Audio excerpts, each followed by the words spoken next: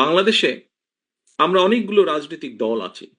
বিভিন্ন রাজনৈতিক দলের বিভিন্ন মতবাদ আছে, বিভিন্ন আদর্শ আছে। থাকতে পারে, থাকাটাই স্বাভাবিক, থাকাটাও উচিত। তবে একটি ব্যাপারে আমাদের সকলকে একটা জায়গায় মনে হয় আসা উচিত। অর্থাৎ যে কোনো মূল্যে আমি আমার আদর্শের কথা বলবো, আরেকজন আরেকজনের আদর্শের কথা বলবে। আমি সুযোগ পেলে আমার আদর্শ বাস্তবায়ন করব, জনগণ যদি আমাকে সুযোগ দেয়। অন্য কেউ সুযোগ পেলে তাকে যদি জনগণ সুযোগ দেয়, সে তার আদর্শ বাস্তবায়ন করবে, যা তার জনগণের সামনে উপস্থাপন করবে।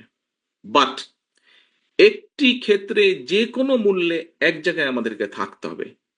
সেটি হচ্ছে নির্দিষ্ট সময় পরে পরে দেশের নিয়ম, আইন, কানুন, সংবিধান যে সময়টি বেঁধে দিবে, সেই সময় পরে পরে অবশ্যই রাষ্ট্রের বা সরকারের প্রতিটি পর্যায়ে যেখানে নির্ধারিত হবে সেখানে ভোট হতে হবে। সেটি জাতীয় সংসদ হোক, সেটি পৌরসভা হোক, ইউনিয়ন পরিষদ হোক, যেটিই হোক না কেন। অর্থাৎ জবাবদিহিতা, ভোটই একমাত্র, ভোটের অধিকার একমাত্র জবাবদিহিতা তৈরি করতে পারে।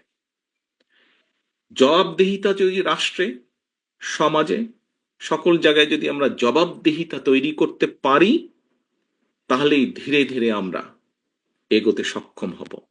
ধীরে ধীরে সরকার যদি জনগণকে জবাবদিহিতা করতে বাধ্য থাকে প্রতি কাজের জন্য, তাহলেই একমাত্র আস্তে আস্তে জনগণের দুঃখ দুর্দশা লাঘব করা সম্ভব হবে। জনগণের কথা, জনগণের ইচ্ছা, জনগণের আকাঙ্ক্ষা প্রতিফলিত হবে সরকারের কাজের মাধ্যমে। আসুন আমরা জনগণের পাশে থাকি, জনগণের সাথে থাকি।